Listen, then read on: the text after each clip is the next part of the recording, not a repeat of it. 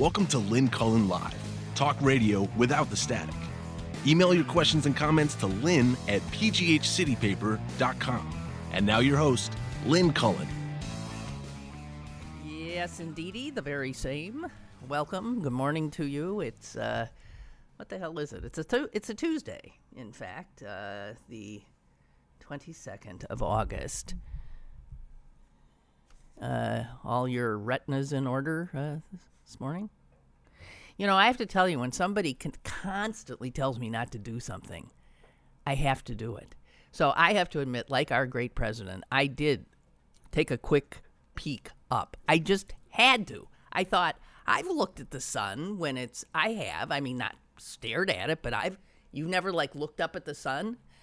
How's that different? I don't know. I'm just saying, I did too. I can't be alone. Don't tell me that every person in the world absolutely didn't sneak a peek. Am I really the only one who did that? I did it twice. Because I'm sorry, looking at a pinhole didn't do it for me. I didn't quite understand all the people sobbing, people going nuts, people who I have to admit, I don't get it. The moon passed in front of the sun. Okay. That was interesting. I noted that it got breezier. I did. I thought that was cool. I didn't feel the temperature drop. We didn't have what's the word? Did you experience totality? Oh, you didn't experience totality. Well, whatever I experienced was not totality. I suppose that would be more extraordinary, but I'm sorry, guys, just didn't. And I turned on the Weather Channel at first just to see oh my God, that was, you couldn't watch this crap, the networks. I tried the other networks. The absurdity that was spewing out of the mouths of people. Oh, and our country is finally together. Look at this. America, together. Ah. I'm sorry. Maybe I'm just in a contrarian mood, but that was my, I'm sorry. That was my, I was sort of, into it. I was in my backyard. I was most interested in watching my cats to see if they responded. Here were my cats during the eclipse.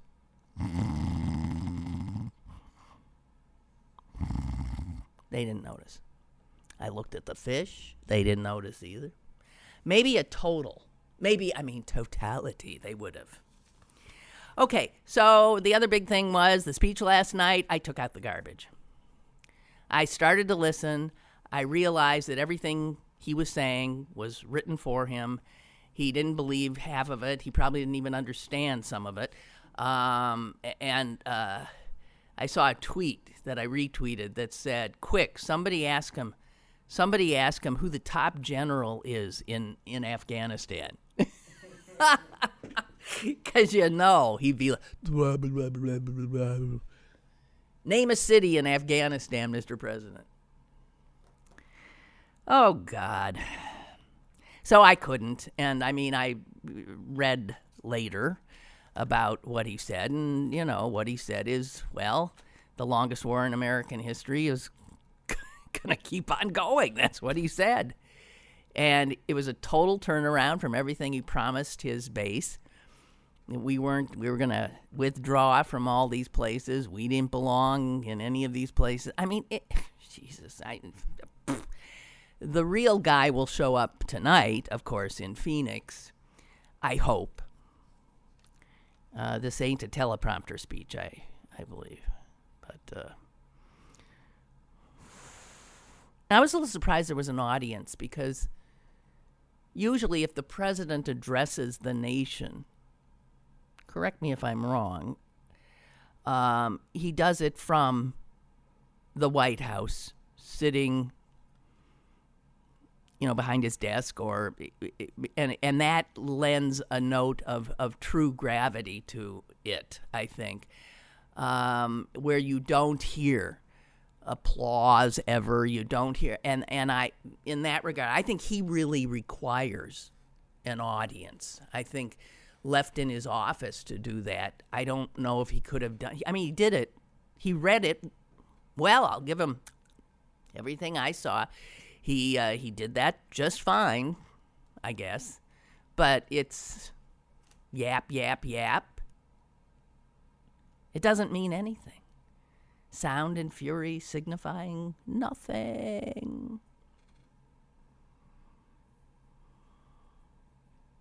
Okay. I'm going to hop, skip, and jump around here. And again, myriad apologies for the fact that we can't engage in a back and forth because it's driving me crazy because these are all back and forth kinds of topics. But we can if you email me at lynn@pghcitypaper.com. And I'll try to keep my eyes on that. I do have some emails to share with you that refer back to yesterday, but I want to drop some other little tidbits in. You know, a lot of other news stories get just drowned out by Trump. I mean, you talk about something that eclipses everything. Donald Trump. He, believe me, the totality of him eclipsing everything else is something we live with now. The whole world lives with every day.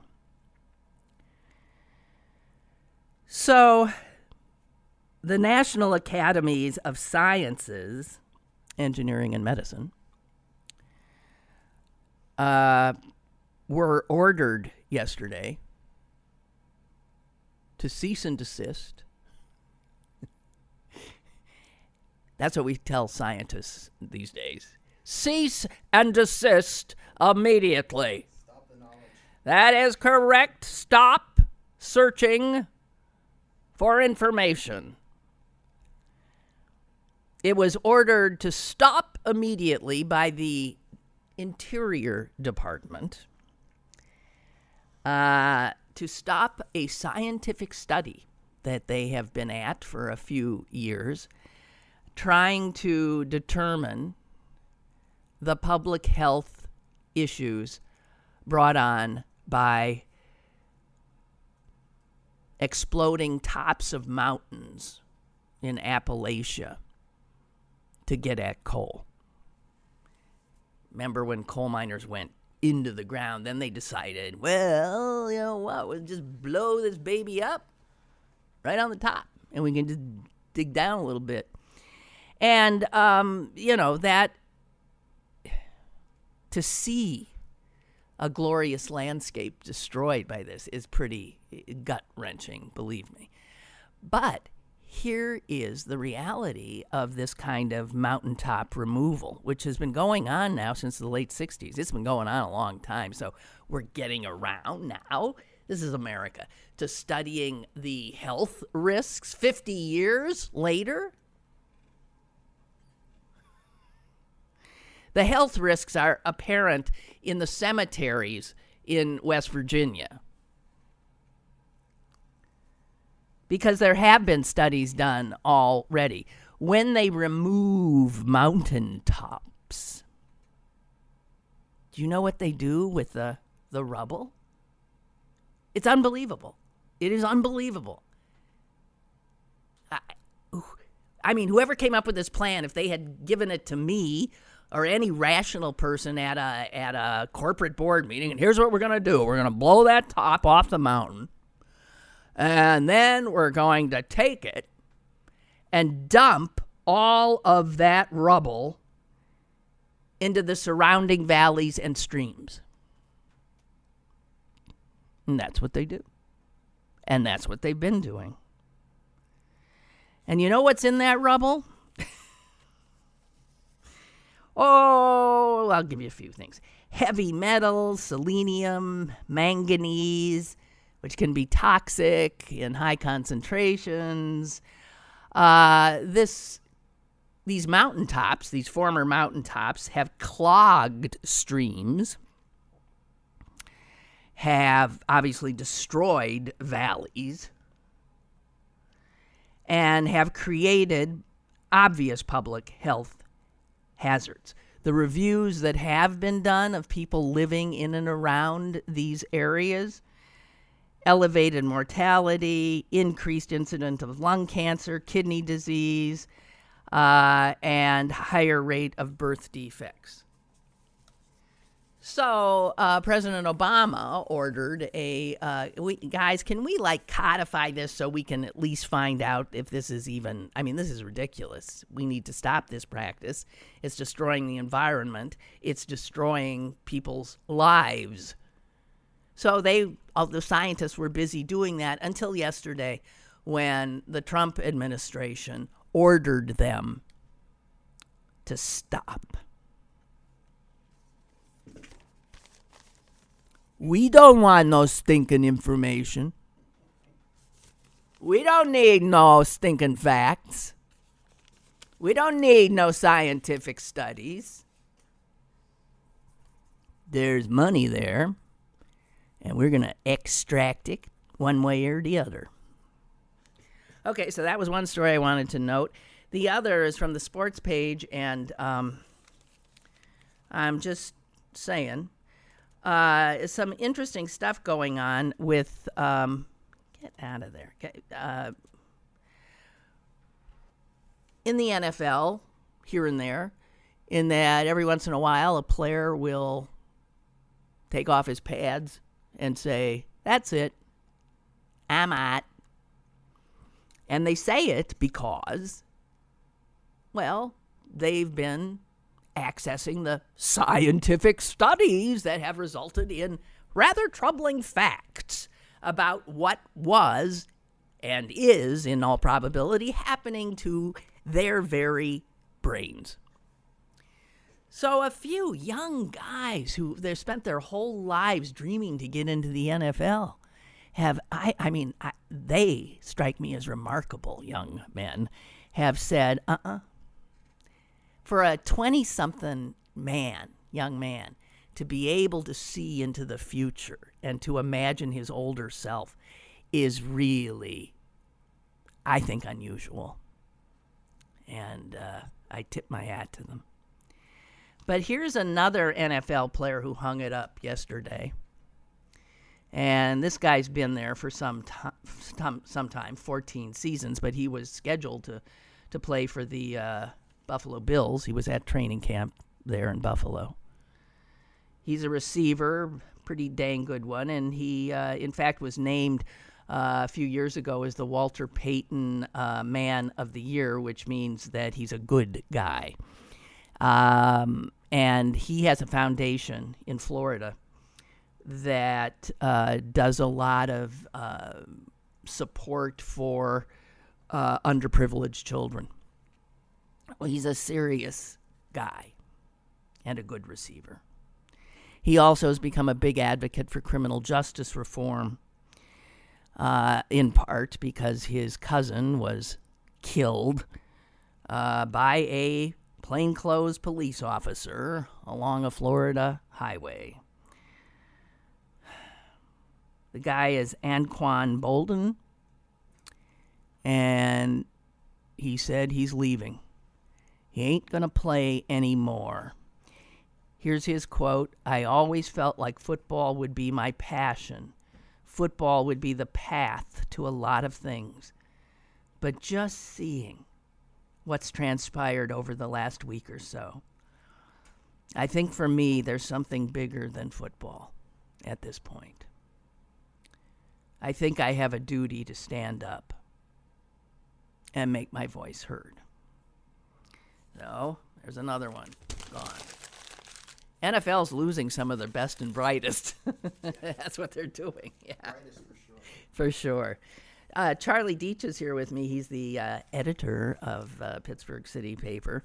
He has been left to tend to the board here as it exists. He's a little bit nervous. But, well, if things go awry, we'll just open the door and scream for help. Run. Yeah, well, you can run. And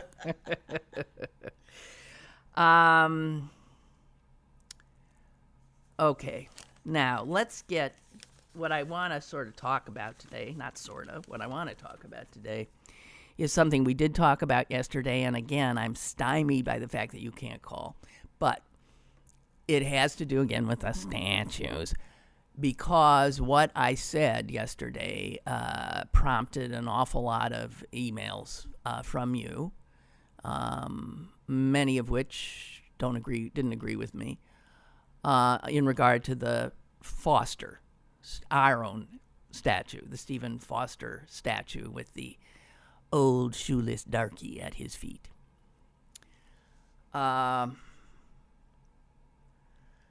And there were also, and I wish I'd seen it, in yesterday's Post-Gazette, there were 2 letters to the editor on it. And I thought both were really good, and they represent both sides. And I think, these are sticky, difficult issues. They are. They're hard. It's hard to allow that something we've taken pleasure in, that we've never questioned before, all of a sudden we're told it's offensive. And the tendency is, I think, to get defensive. What do you mean it's offensive? It's a beautiful statue representing a wonderful man who, in fact, was a no racist. It's hard. So I just want to, I won't read all of the the letters to the editor, but I thought these are pretty good. And they both letter writers have some standing.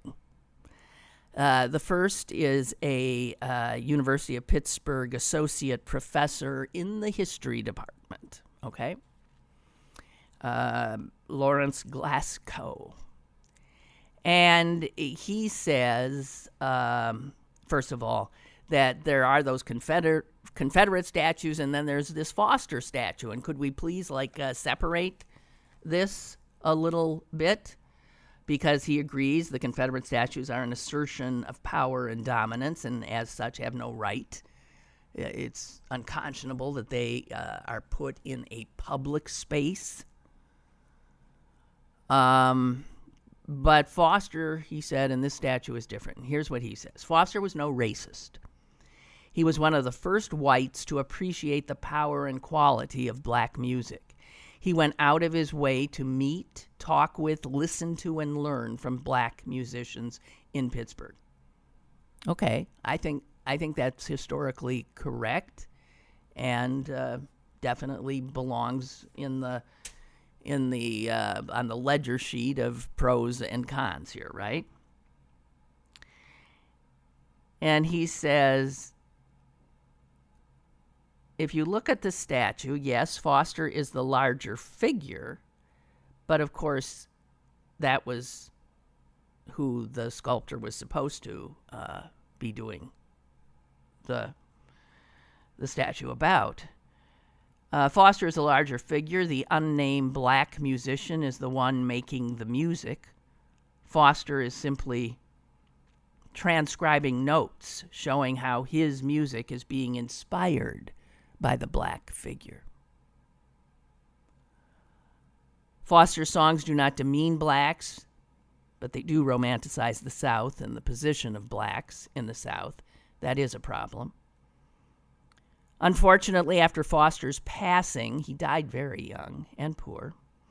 Racists took his music, and in the covers of the sheet music that was prevalent then, the covers for Camptown Races, the covers for Oh Susanna, the covers for Stephen Foster were, these grotesque racist stereotypes. But the letter writer says, but Foster himself and this statue do not do that. A careful look at the figure of the black musician shows that it portrays him as humble but proud. I don't know about that. He looks into space, not up at Foster. The statue has long provided a teaching moment for students in my course, which is the history of black Pittsburgh. Okay.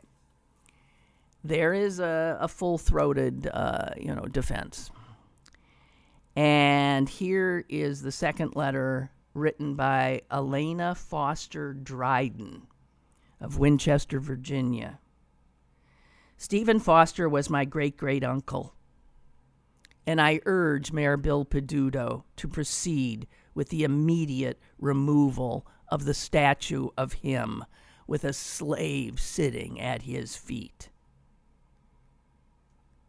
Our family believes that is the right thing.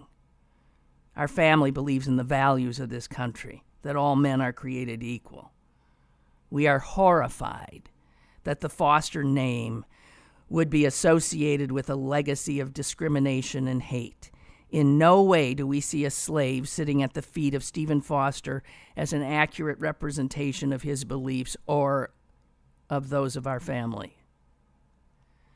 And she goes on and on and on and says, the Fosters were never slaveholders. They were opposed to the institution categorically. To me, the music of my uncle honored the beauty of the people and souls that inspired that music, namely African Americans. We strongly regret the offense caused by the language of the time. Please remove the statue as soon as possible.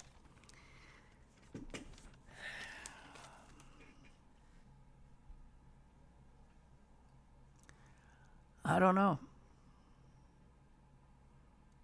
And Kurt sent me a long thing, and Kurt, I can't do your whole thing. But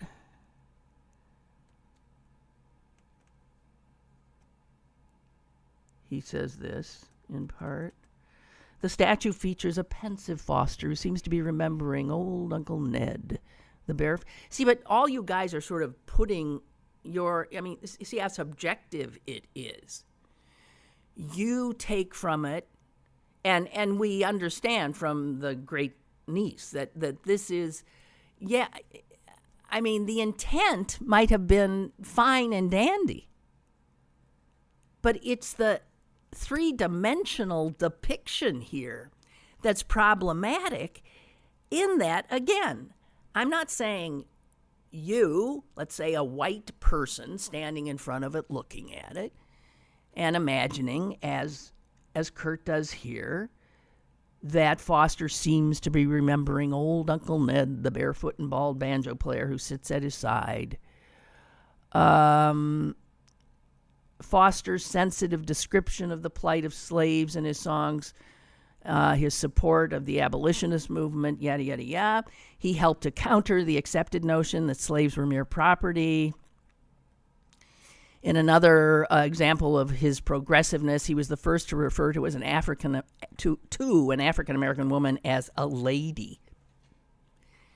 In his composition, Nellie was a lady.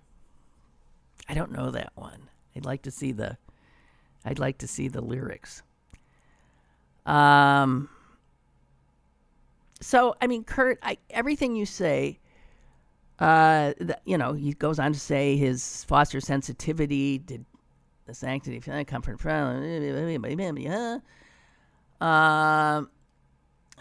no depiction of Foster would be complete without paying homage to the slaves whose lives and culture he helped America to recognize and embrace. It's the only statue in Pittsburgh to expressly feature a white and black man together. Yeah, but the black man's sitting at the white man's boot. Kurt. And then Kurt says, where will this go? Well, they want to take away Dylan's Nobel Prize because all they see is that he called Reuben Hurricane Carter a crazy N-word. Will Lou Reed be denied for his depiction of transgendered people as drug addicts and street prostitutes? And on and on. Oh, you're stretching here. You're stretching. Will Martin Luther King Jr. holiday be rescinded? Come on. And the crime that Kurt comes up with for King is his heterosexism in that he denied the brilliant and gay Bayard Rustin any honor or credit for doing what he had done, which is organize the 63 Civil Rights March on Washington. That's little-known history. So what I think Kurt's saying is there is no human being who is not without sin. Or if judged by the cultural mores and the moral certainties of his time against that of a time in the future, that's not fair. I don't know.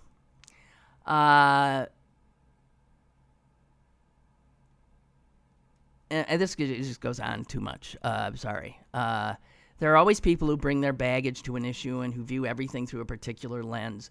The challenge is to honor their perspective without allowing theirs to become the only perspective considered. I absolutely agree. But then I said, Kurt, imagine you are a 6-year-old black boy, okay? 2017. Your dad's taken you to the library. You've left with some books. You find yourself walking past a number of statues. You look at them and who are they and what is that? And then you see nobody that looks like you or your dad. They're all white guys. And then you see one that I guess looks like you, although I think the black man depicted in the statue is sort of grotesque. I've never enjoyed the depiction myself. And you note his clothes are rags. He has no shoes. He's sitting at the boot of the white man who gazes down at him. Imagine you're the black boy, will you? Imagine you're the black father, answering the boy's question of, why does that guy not have any shoes?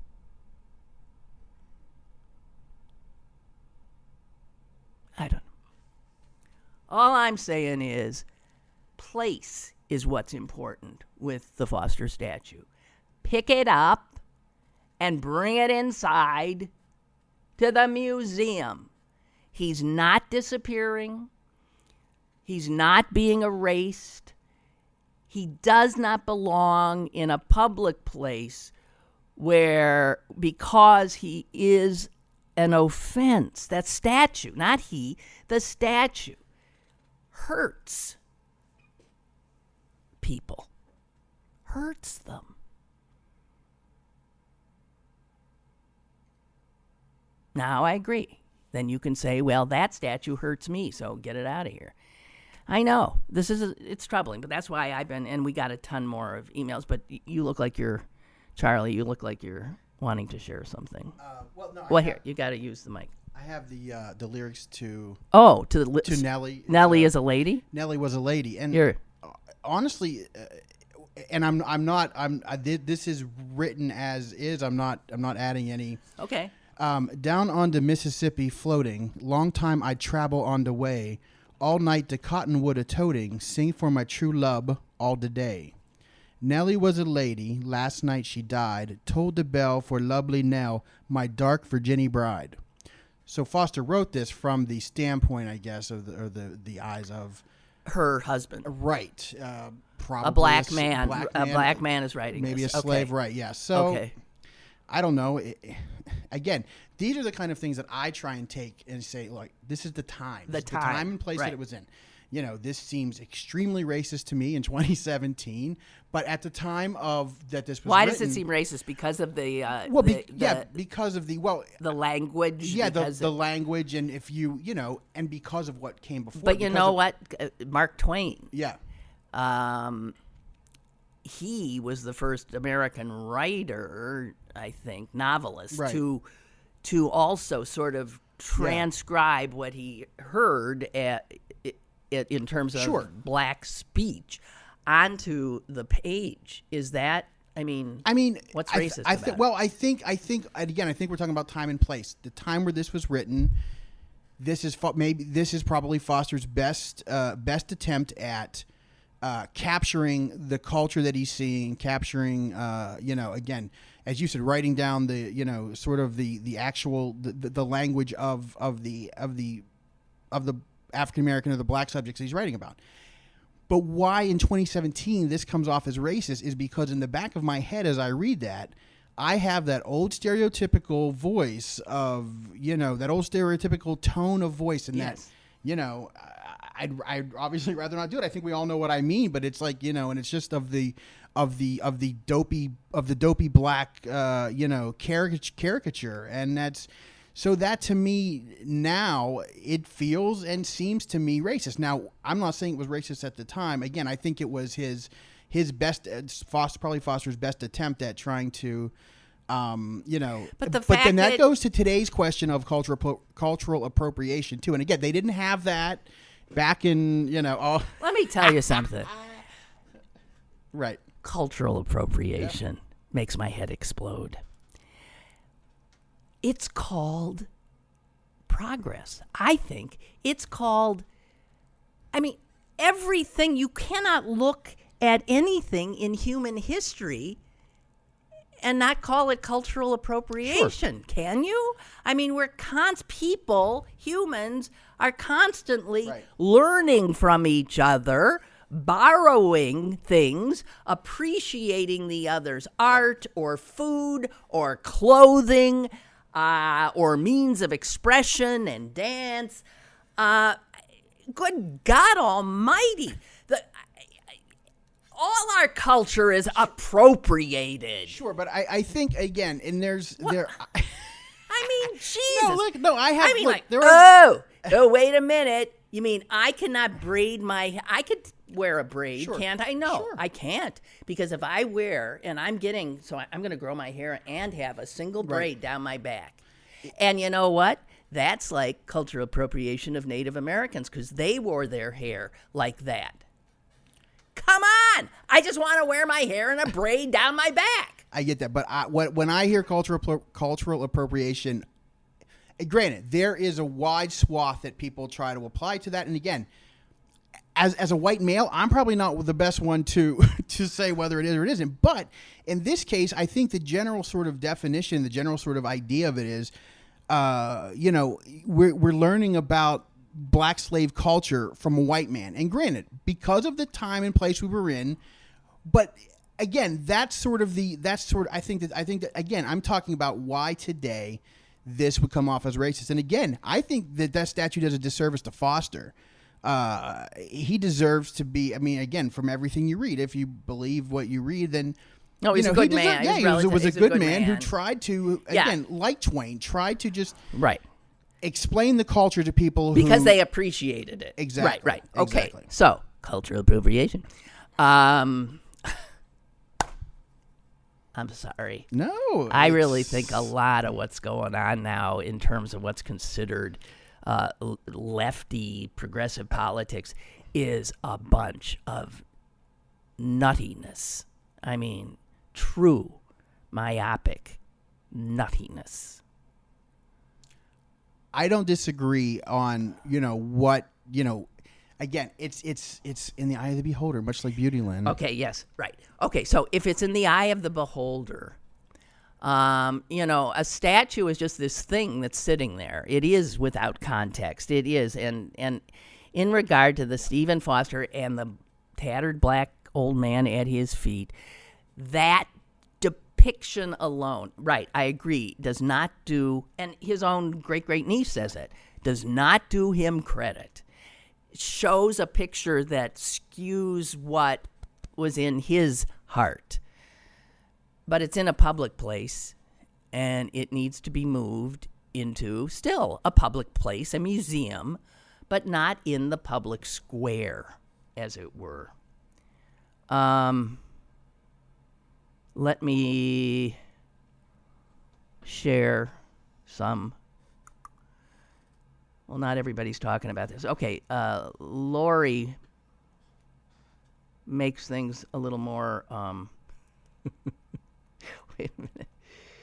Takes us to Gettysburg And she says, I have to disagree with you. What would get, and would be in regard to taking down all the Confederate soldiers, because they're all traitors. I have to disagree with you. What would Gettysburg be without all of those statues?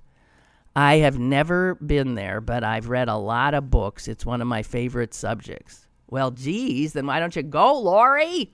I've never been there either. I've heard it's a pretty remarkable place. And Charlie was saying, yeah, I mean, you trip over a statue every 2 feet.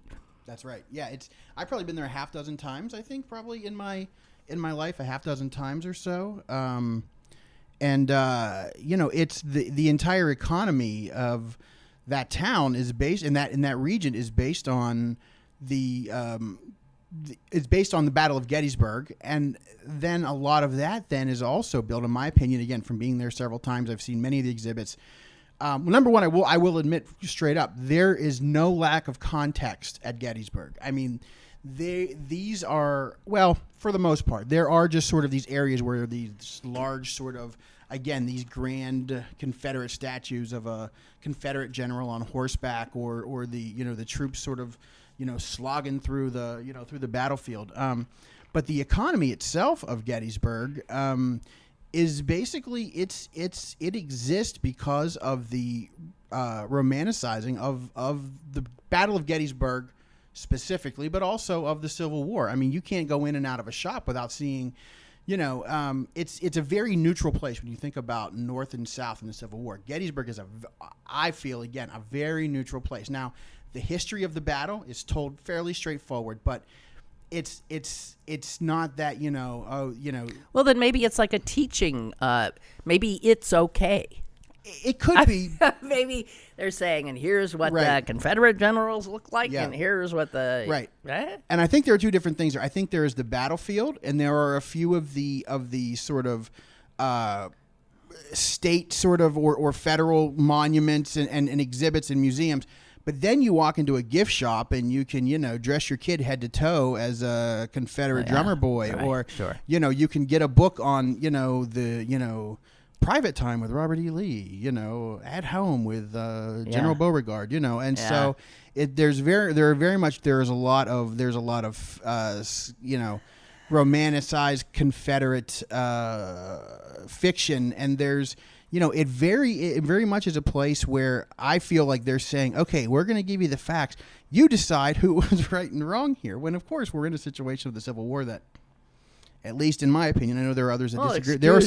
There are some fine people allegedly who disagree with me, but I think there was obviously We forget what brought us to this point of talking about Confederate statues. We now have openly fascists, Nazis marching in our streets, running down people with their cars,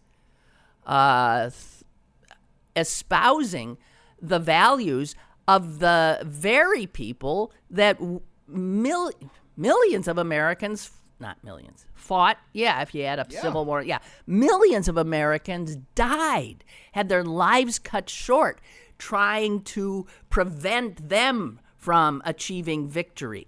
And I'm talking about the World War II generation holding back the Nazis. Can you imagine? And these are Nazis in our streets now. And a very disturbing poll today showed that 10% of Americans, that's a whole hell of a lot of people, that's millions, 10% of Americans agree with Nazi values. Yeah, did you ever think that would hit double digits? No. Me either. Okay, well, there you have it. And I forget what I was talking about because I digressed. And if you digress, you cannot progress. That's right. You get bewildered. Yes. You get lost. Right. Can't see the forest for the trees. You hop down another rabbit hole. That's right. Got to find some crumbs to follow. I am like in big trouble. Can't remember what I was talking about. It was brilliant, though. I'll tell you that. What was I talking? You have any idea? You weren't listening. We were. Can we get playback? No, we can't. Well, okay. Yeah, we were talking about 10%. 10% of folks who No. But before that, it was the number of dead. Okay. So, excuse me. The Confederates. Do we have statues to friggin' Hitler and Himmler and or even the fine Rommel? No. What the hell's the difference? Actually, you could argue that the Confederates were even worse because that was fratricide they started up.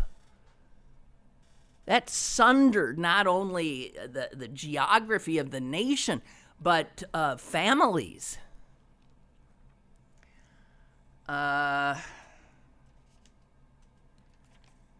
I don't know if you saw that Maxwell King wrote a piece today in the Post. Not yet. Let me find it. Because Maxwell King, by the way, thank you. You're welcome. Is the head of the Pittsburgh Foundation. And he also comes from the world of journalism. He used to be the editor of the Philly Inquirer, right? And listen to this. This is an erudite man, and this is a guy not given to political pronouncements. As a journalist, not. And certainly as a foundation head, not. They don't go there. But he says this right off the bat. Let's be blunt. President Donald Trump is inspiring fascism in America. Now, thank you, Mr. King, because this is a guy who's finally using the right verb. No, noun. Right, inspiring the verb. Yeah, both, the verb and noun. Yes, he's inspiring fascism. He's enabling it. The very thing my father fought to stop. The very thing that almost wiped out my people. Fascism. It was the most extraordinary mass murder that we're aware of, that's ever happened, and happened with such cold calculation. You know, you go to Yad Vashem, the memorial in Jerusalem, and it's amazing. These Nazis, literally, as they're killing these children and women and grandmothers and grandfathers, they're making note of every name, where they came from. They're extracting any gold fillings from their teeth. They're taking... There were bins of just wedding rings that would have filled this rather large room I'm in right now. You cannot make up the horror. This was reality in my lifetime. Well, in my dad's lifetime. Almost in mine. This is what fascism brought. And here you have Maxwell King saying, let's be blunt, President Donald Trump is inspiring fascism in America. And he says it is terribly important that we name it. Thank you, Mr. King. And he says what Trump says and what he does is making this evident to most people. But he says, especially fascists. They know what he's doing. They're head over heels. They can't believe they lived to see an American president having their back in his unscripted moments.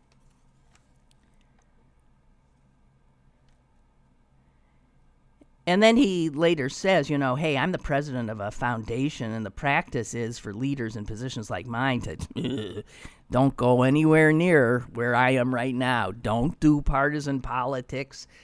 And I believe that. But then he says, people are showing themselves now, for better or ill.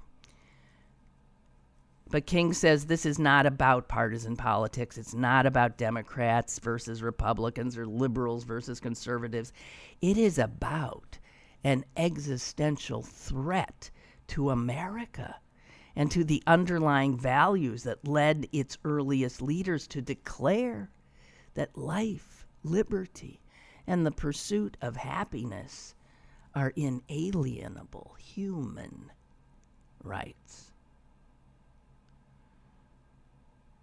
He says, I'm very worried. I'm afraid for my community. I'm afraid for my country. We must be clear about the problem because we are running out of time. Wow. He's not some unhinged guy. Let me just tell you that. This is like a solid, thoughtful man. And that's a very courageous thing he's done. Flat out called it fascism.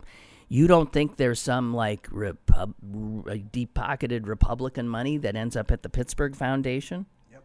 Oh, yeah. No question. No question. So Maxwell King, I wonder if he cleared that with the board. That's an interesting question. Yeah, whether.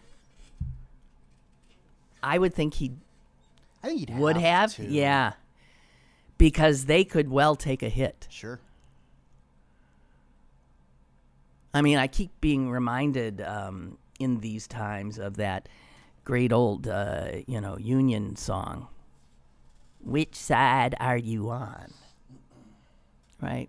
Right. This is one of those times when you have to be clear. Okay, a few more of your emails. Chuck writes, sometimes I think Trump is advised by a Hollywood publicist, and not a very good one at that. I'm certain his advisors are aware that he rarely comes off as presidential, and last night's dog and pony show was intended to do just that. He was surrounded by his generals and used soldiers as his backdrop. That scene was straight from the movie Patton. This guy has a serious image problem, and like everything else, the wrong people are helping him fix it. If it's even fixable at all. Well, it's not fixable. He has a wrong image. He's got a bad image problem because he's bad. There's no, how do you correct the image is a true one. And no amount of having him parrot somebody else's words. And I did think at one point, as I said, I didn't hear it all because I was in and out with the garbage, and it was a blue bag night, so there was a lot of stuff I was dragging at. But I did note at one point that I thought whoever wrote this did a bang-up job because I'm assuming, maybe he had the president's, Trump read it well because the guy sort of inserted enough Trumpian vocalisms, I think, in it that it sort of almost sounded like it could have really come from him. I thought in that regard they got it right. But sorry, my sense is way too late. Come on. The cat's out of the bag. We know who the guy is. Any amount of prettying him up and making him appear presidential. He's not presidential. Okay? He is the most not presidential person I've ever seen in my life. He even makes, Berlusconi of Italy look presidential.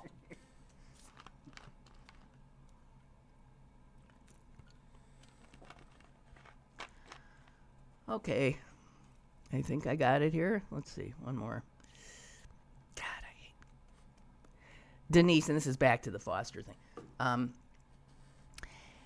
I had to study the Foster Memorial for a job, and it's a lovely statue, but people cannot view it as such because of their own ill-informed, emotionally directed issues, not because of the art piece itself. Well, they come together, right? We all stand in front of a statue with all of our knowledge and or ignorance and or life experience and all of that, right? I mean, that's always the case in ingesting anything that's like art, right? You take it in with all of your own, you run it through yourself. And she goes on to say, I hope they finally take it down, because I can't stand to hear and read the silly conclusions people make about it. Well, I don't know. It sullies the reputation of that damned cultural appropriator, Stephen Foster. Is she being sarcastic? I can't understand this. I think she's taking a shot at me. No, she wrote this before you before I talked. Because people are convinced they are offended by something not offensive. Too bad for us. Stupidity will win. I mean, she disagrees with me then. Yeah, I mean, she's saying this statue... I'm sorry, dear. Your sarcasm doesn't even... You can't be sarcastic in print anymore. We're all beyond comprehending it. If it's sarcastic, yeah. Yeah. I mean, it's the statue. We're not talking about Stephen Foster, the man. We're talking about a statue with a ridiculous representation of an African American male. I don't know. For me, these things, I don't even know how to talk to people about this, because it seems so far beyond my comprehension that it just doesn't make sense to everybody. You know, the right thing, or what I'm thinking, what you're thinking, which is, you know, if you can't see, I mean, even if you, I mean, there are people I'm sure who agree, yeah, maybe that's not the best light to put an African-American male in, but, you know, it's been there since 1900, so, you know, how can we take it down? It's very easy. We get a crane and we take it down. You know, it's had a nice long run in the public square. A lot longer than it should have. This isn't the first time this has come up, as you know, as we all know. And I have to tell you, and I've said this, that as a white person of privilege, I have looked at that statue and have not taken offense. I have not. I took it in as it was, and I thought, and I had been, I don't know, but when I think of, as I said, I think we're all learning stuff right now, aren't we? Learning about history. And then you maybe somehow alter with that new knowledge, your perception changes. I don't know. Some people have trouble changing their minds. Barbara writes, I am fortunate to hear from a 97-year-old woman who lived in Potenza, Italy during World War II. She has many interesting eyewitness accounts of the war and of living under Mussolini. Her brother, who was in the Italian army, ended up in a concentration camp for 3 years. He refused to fight on the side of the Germans, so he was a worker in one of the camps. His family did not know if he was dead or alive for those 3 years. One of his haunting memories when he returned home was the piles of children's shoes, which she described as mountains of children's shoes that were piled high in the camp. They have such a pile at Yad Vashem, and they have photos of these children. I mean, there's no way to have. Do you have time to look at 1 million children under the age of 10? Do you?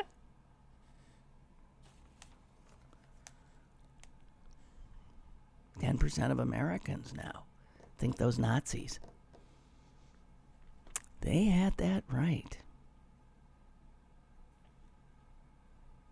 Tony Norman, too, takes a swipe at this today. He says, the statue is irredeemably embarrassing as an outdoor ambassador for 21st century Pittsburgh. And then he does say, but a lot of folks here think it is sacrilege to speak of moving it. They're used to it being outside and resist conceding it as offensive simply because the original intent was not racist. It's just accidentally racist by today's standards. Well, okay, maybe, but here's how things move forward. History is written and rewritten. I remember being stunned during the Cold War in the 50s and 60s when I would look at those scary Soviet guys. And when a new Soviet guy came in, when Khrushchev gave way to Brezhnev, they would rewrite the history books. Everybody who came in got rid of the people in history that he didn't like, and I was stunned by that. But that was a different that was to serve propaganda purposes. I would hope that nations rewrite history when they learn, when they unearth the real story, and then try to re-educate themselves.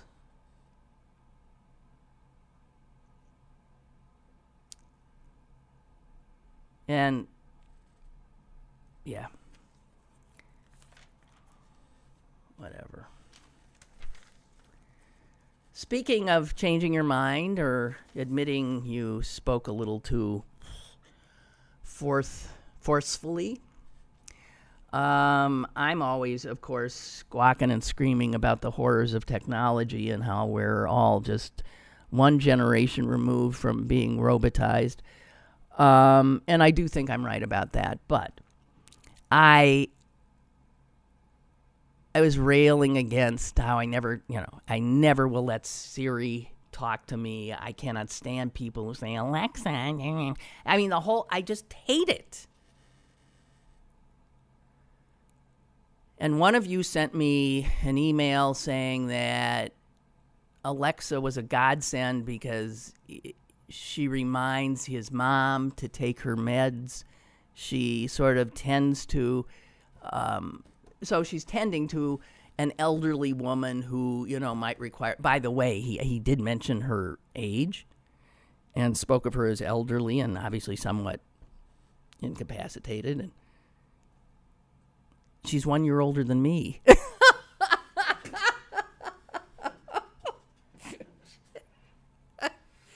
Oi! So, Alexa, just stay on hold. I might need you. But I thought, you know what? Yeah, so that's really providing a great service. And then I happened to see a book review, which the book stemmed from an article, which I do remember reading years ago, and I'd forgotten about. It's about a woman. It's a story of a boy who has autism, and his mom writes about growing, parenting an autistic child. But one of the things that article she had written talked about is how Siri, Apple's personal assistant, became essentially her son's best friend. So here's an autistic kid who barely spoke, who was just uncomfortable with human contact. But here was seemingly a human, had a human voice, spoke the same language, and she would endlessly, patiently answer his questions, keep him company, and express in that sort of without affect, sweet voice, just common human courtesy. And she says, so, okay, there it is. That is the dream for autistic children, but it's the nightmare for me. That humans will bond with machines to get what they can't get from flesh and blood humans. Now, I mean, I think we're going to actively move in that direction. I mean, I really think we definitely are. But so I want to note that Siri, Alexa, these things are godsends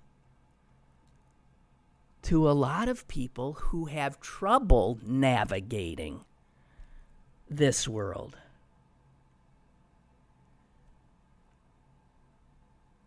And so she actively questions, does all this dehumanize us if tenderness is tried out first with a machine? No, of course not. So her boy, Siri, patiently answering his questions constantly and this and that, has allowed him for the first time to establish a relationship. She overhears her boy one night saying, "Good night, Siri. Will you sleep well tonight?" And Siri's reply, "I don't need much sleep, Gus, but it's nice of you to ask." And his mom overhearing that, you can imagine probably almost in tears thinking, oh, very nice. Here is my son asking a friend, concerned for a friend, will you sleep well? So, everything's complicated, guys. That's the part that most people can't tolerate. It's all complicated. Very few obviously black, white stuff. It's just complicated. Everything's fuzzed up. And we have to be willing to acknowledge that, right? No certitude, except every once in a while. Anyway, I think we're done. Yeah, we be more than done. Okay, I want to thank you. Hey, thanks, Mr. Editor, sir. Thank you for having me. Have you? I couldn't have done the show without you. I just sat down and I invited myself. And Carlo, as usual, thank you. He started us off and then came back in to shut us down. Appreciate it. We're still working on getting us to a regular studio, and that could happen as soon as next week, but maybe the week after, certainly. Yeah, I mean. I think by the first week of September, we should be all set at the latest. At the latest. You hear that from the horse's mouth. The horse has said a lot, though, in regard to the show. Yeah. But I feel like we're closing in. Can you do a horse whinny? That's what you should have done. I can't do a horse whinny. Well, I would have, but I don't think I can. I think, meh. No, that's not what is that? What's a horse sound like? Oh, you're not good at that. Wilbur. Oh, no. That's the only horse I know. No. Mr. Ed, Wilbur, take down that racist statue. Okay. Gotta run. You guys have a good day. Don't look at the sun. Okay? Bye. Lynn Cullen Live, Monday through Friday from 10 a.m. to 11 a.m. and archived at pghcitypaper.com. The opinions expressed on Lynn Cullen Live are those of the host and do not necessarily reflect the viewpoints of Pittsburgh City Paper or its advertisers.